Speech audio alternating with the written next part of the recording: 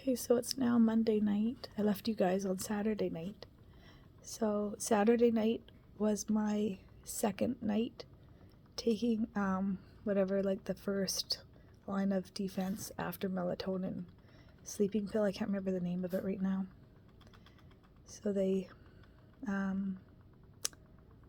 gave me that, and I went to bed that night, and it was the first night we had our room to ourselves because I'm in a shared room. So there's just two of us. There's a lot of the rooms on this floor have four. So I'm actually happy it's a 2-1-2 because I found out that the ones with single are where they put all the infectious people. So even if it gets cleaned, I don't think it's the most ideal spot, and you have to pay for it if you want to, if you don't need it and you want it. So anyway, well, that's fine. So then Ryan was in his zero gravity lawn chair, and we lights out around 11:30, and then at midnight all the lights went on in the whole place, bright lights, and a huge barge in police officer stayed the whole time. I think there was other people involved when they were getting in the room, but it ended up being two women, a police officer, and a fellow. He had just had his legs ran over. I don't know if both of them broke, but for sure one of them broke. And he was in hysterics. He was yelling and screaming all sorts of profanities.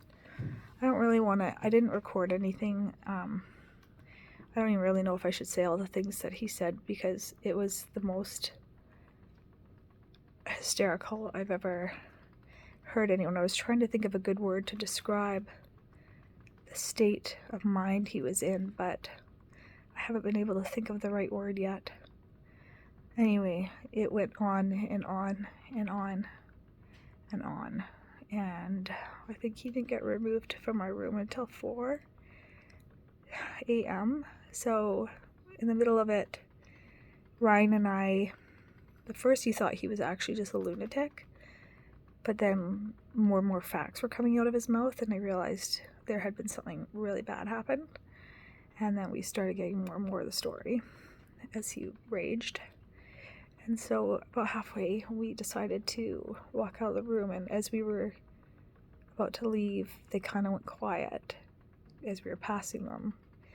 And I reached out. I just felt moved to just touch his foot, so I touched his foot, but Ryan was concerned that I should probably just not make any real connections there, but I think we were rattling at that point. So we went for a walk. Remember, I hadn't slept for several nights at this point. This was going to be my good sleep night, I thought. And I had to go back in, and then I couldn't understand why they brought him in. That was the weirdest part. Maybe it was just one of the last beds available at all, but I would think at that point you would literally just, I don't know, like even keep him in an elevator. Like honestly, I don't know, like ride the elevator with him or take him into like some back office and just shut the door and let him vent or whatever, because I don't know, it seemed very like there was no discretion for that to have happened. In my mind, I don't understand. But anyway, Ryan, I think has a bit of trauma from it. I'm sure it was traumatizing for me too, but he doesn't want me to talk about it. He's sitting in the room. So anyways, so what ended up, he was one of the victims of the drive over that happened at the, what was it called, Ryan? That event. Yeah, I don't know. It was Filipino. I can't remember the name of the event, but anyways, he was almost engaged to the girl that she died, but the whole time he didn't know she was dead yet. So when he found out she was dead, that was a whole nother layer. And then his best buddy also was in critical condition, and his best buddy's fiance died.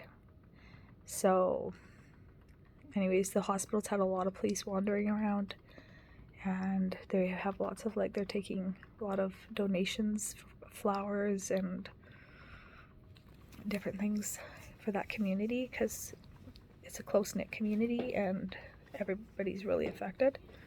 So that was really sad. And then, so I didn't sleep, still couldn't sleep, and I was almost like vibrating again, so I'm praying back into prayer zone. And then early that morning, there had been talk about putting an NG tube in, so I just had my nurse do it, because I basically had backflow up into my stomach. So instead of things moving downwards so nicely like they were, it was now like I was actually getting backed up into my stomach. So they pumped my stomach through the NG, or decompressed it, and then I started fasting. Did I fast all Saturday too, right? Half the day. I think you had maybe some in the morning. I think I fasted most of Saturday. When did I vomit? I'd probably put that in the other video. Anyways, so I've been fasting for a while now. And I think they're going to probably put me on total parenteral nutrition. Yesterday, I farted 4 times. So at least it was still like open. But for some reason today, there's been now no passing of any gas. So I hope it's not clogged. They said it was an ileus, which means the motility in my gut is not working. It hasn't woken up. Well, obviously it was awake, so it just went on strike. And I think I need nutrition soon, so I'll probably maybe get a PICC line and total parenteral nutrition again, or they're going to take this out and let me try to eat, but I don't think they're going to do that if everything keeps getting slower and slower. My gut is very distended. Not as necessarily distended as when I had ascites, but I'm even wondering if I should ask for a colored Doppler ultrasound just to rule out that my liver isn't putting out any fluid. But my liver enzymes came back, and the good news is when the shunt was put in place, my liver enzymes went wild, and then I just recently had 2 stents to kind of bolster it, and now all my enzymes are in range. So now when I was first diagnosed, my enzymes were in range, even though I had, well, they don't know, I had sinusoidal dilation, right? I had the portal pressure problem that was extremely high. Never showed up in my enzymes because it's not liver disease, it's like an injury. And now they know there's venous stenosis, so anyways, I'm not gonna get into all that, but my enzymes are in range, so that's exciting. And I guess we'll find out more from the team. Most of my meds at this point are now IV Tylenol.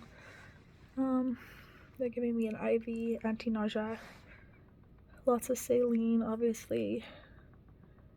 And then I have a pump for hydromorphone when I need it. I really try to only use it when I need to walk. I'm trying to just relax in bed and not use too much because it slows down your gut.